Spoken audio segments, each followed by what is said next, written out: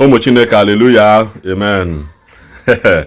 Na ihe ọma mere, ihe ịrịba ama mere, because na a na-ekwu ya sị na ihe ịrịba ama mere, ndị mmadụ anaghị ebelieve na ihe ịrịba ama mere. Ihe a bụ miracle mere after nna ya ukwu Ifrem ononye kpechara one guy dị cripple ekpele. Onwe bụ cripple bụkwa nke dalụ ngwụlọ mgbe giri ma ọ gabere ije kemgbe. Ekpewe ekpele 21 days, emechaa ya the following day eme Thanksgiving.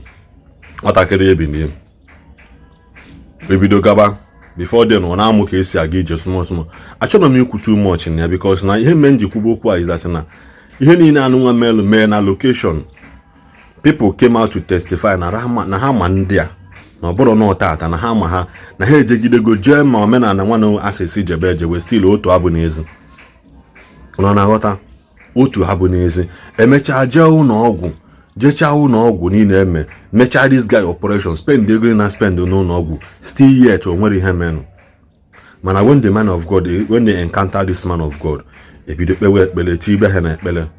21 days ga, the following day eme ekpele, bido gidigidi eme Thanksgiving. Piam nwatakịrị bido mụnwa ka esi aga ije. Unu ma na healing is a process. Healing is a process, just like deliverance. Healing is also a process. If you will na-aga nwayọ with ihe ha dịka taya a na-akwa akwa, from there o drop one ka jiwezi mkpọ kịta wee na-aga. Don't be surprised in 1 month now this boy drop one mkpọrọ agbawa ọsọ olu bọọlụ ọgbaba. You can be able to gbaa ball, you can be able to gbafe main road obosi, cross Onitsha head bridge, all those things aha niile ọ ha na-ekwu. When people came out in the street to come and testify to show that na ha mma mgbe ihe anụnwa mere, because you get this video, you are not for the street, you afọ ndị ni afọ shop mmadụ boy, because mgbe opposed to maka one girl police mecha bido fubu ụzọ, you people went there but did not came back to say okay akwa eziokwu n'ihe anụnwa anyị follow beta ọ bụrụ maka gịnị agụgọ na alụlụ ana juru n'isi. Enyi ọbụla ndị ọbụla that is being led by ex-convict bụ onye jele nga Ekperima nke jele nga na-akụziri unu okwu asị. I don't know why brain unu niile na-eme nga because you niile a na-ekwu yari na adụ unu n'isi gam ọ ya nwa. Go and listen to this preaching. I gecha ya, I send earlier to ndị bụ unu na Anambra State ka ha jeje verify ya, and ọ bụ na Igbo onye Imo State, these people bụkwa gịnị state of origin ha bụ Imo State. On the Imo State ka, so by the time email your investigation ị na-achịatazia ipruvezia ya wrong na okwu a ọ bụ asị ka ọ bụ arrange, because unu jeje fọta nke bụ eziokwu, you people will not say it. So unu na-achọ fault against your own brothers. So biko nene this video unu necha ka bana share video anụnwa, share na video anụnwa anakwa ma uni aka biko nna agwa unu ya agwa, share na this video ka o wee luo onye ọbụla ntị, especially nna unu ukwu na papa no bụ isi ngapụta na lead unu n'ime ọnwa anụnwụrụ na abalị ya. Make sure na video anụnwa lu ya ntị ọ Anambra State ka ọ nyalụ motie jeje verify ya, ọ bụrụ ịbịa megharị nji wit nwaanyị na-ele ụgụ ọkpụsa na main road bulu moti agbagọta bido gbadawa ọ bụrụ nke a ka anyị nọ n'ime. Nke a bụ gịnị straight ahead. Biko bulu moti ya ojeje mee verification ọpụtazi anya gwa unu nke bụ eziokwu ka ọ dịnụ. Onye mkpọrọ wee gaa ije, mmadụ abụ Chukwu agabaghị ije. Mgbe Joy polisi fụrụ ụzọ, anyị wetara adreesị na social media ka ndị ekwe jee mee verification ma ọ bụ eziokwu na Joy kpụbiri isi before na kịta na ọ na-afụzi ụzọ. Fa jekwalụ chọpụta na ife anyị na-agwa ha bụ eziokwu, but they did not come back to social media. Ha na-achitere azụ to social media bịa gwazie anyị ihe ha jetara na adreesị anyị nye ha.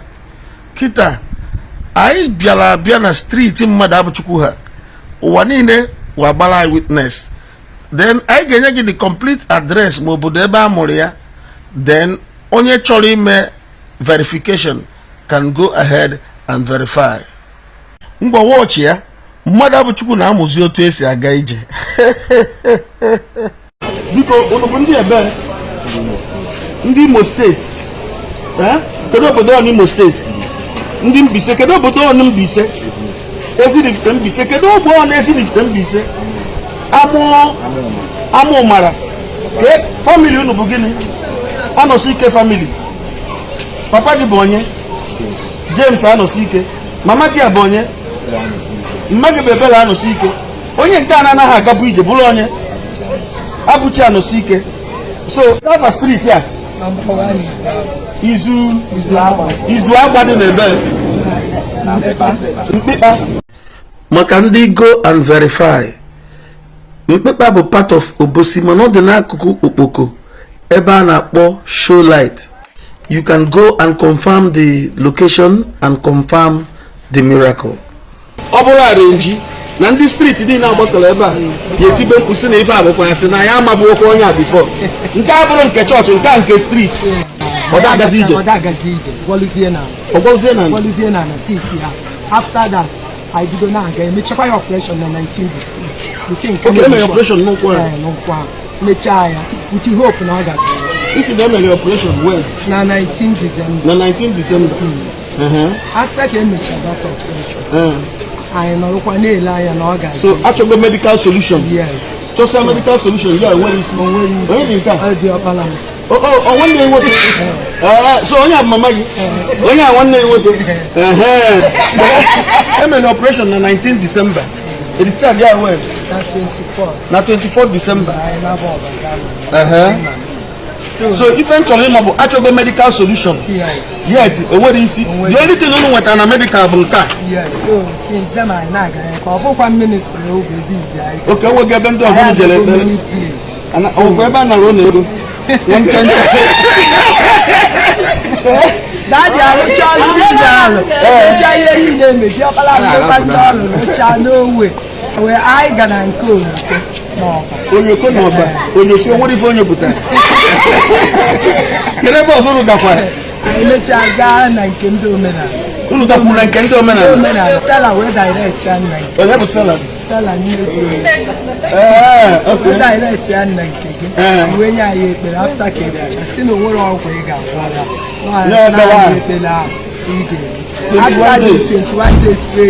after 21 days prayer I think 21 days midnight after 21 days midnight on Sunday catch Kontaya you were watching the mail salaka on Sunday that's on Monday visitor okay chalo Sunday came at you olueche Monday otobosi ifa analu na ego unu barka unu ko consultation fee asulu nu so seed unu ko logo deliverance unu ko logo ekpele imaye bataria nefu ka enyala anyị nefu ka anyị na-enekwa pastor bụ na ije na nke asị gị na ị ga-eweta ego bụ onye ori si na nkwuru ska bụ pope ska bụ fada onye ori ka ọ bụ biko gụnwa ịmabụ ndị a before ịmabụ na nwa ada agaba ije ịmabụ na ọda agaba ije onwe ndị ọzọ ma nne bịa nso kedu ndị street ọzọ achọrọ m ndị street ma na nwa ada agaba ije osisi bi na street a oke onye abụ nebo adị ma na nwa ada agaba ije famụrụ na o yeji ụkwụ akwụrụ ọ gịnị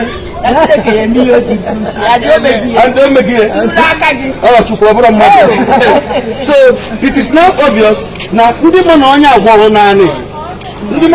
naanị na ọda aga ije ọ bụrụ ife afọ mmụọ afọ m isi na ebe a bụ street ebe a bụ gịnị number 1 izu agba andọ mmadụ nwe shop a maka bụkwa gị nwe shop a so onye chọzie ịmanya me gịnị ya jụọ ese ịma ndị a ịma na onye ada agaba ije ịma na onye ada agaba ije before ịma na ọ bụ naanị na ọda agaba ije nke onye bụ ka ọ bụ n'ebe oke gụ nwe shop nke emi imi enwelu nke ọ ga ngwa bịa n'ori ime onye ka ebe gụ nwe bi so ịma onye ama na ọda aga ije so ịma na ọda agaba ije ịma na ọ gabago o ji nwayọọ nwayọọ bido ịga ije nwayọọ nwayọọ ka o eji na-aga ụkwụ owe na-esi ya ike n'ala because onye na-agaba ije for a long time, onye na-agaba ije for a long time, onye aga ije oge bido nwayọ nwayọ, ukwe wee sie ike n'ala.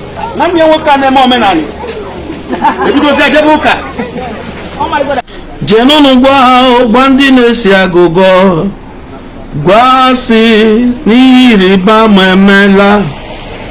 Ọ bụ na ị ga-apịrị m aka na share button. If you can share this testimony, I pray for you. Your own testimony is coming, and no demon will be able to stop it. In Jesus' name.